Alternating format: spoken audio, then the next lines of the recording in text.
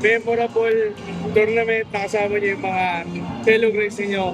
Kumusta yung experience para sa inyo? Napakaganda naman dahil nakita-kita uli kami. Kaya lang, ang hindi maganda, yung tira ko sa finals. Ang sama talagang iba na talaga yung pakiramdam ng nakakaedad na. Kaya lang, walang magagawa. Ganun talaga. Di nakatulad nung dati. Anyway, nag-second place pa rin. At maraming salamat sa lahat dahil nagpunta sila rito. So, masaya yung mga kababayan natin. God bless sa kanila. Salamat sa suporta.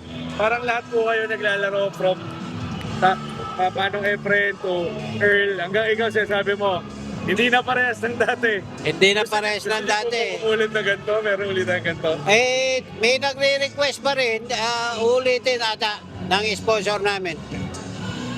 Pili niyo po may mga maganda pang maidagdag kung sakali.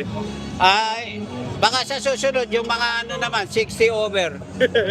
Kasi may nahalo eh. Baka si Ramsung, hindi ko alam po, siya pa rin, no? Pero malalaman na lang natin susunod.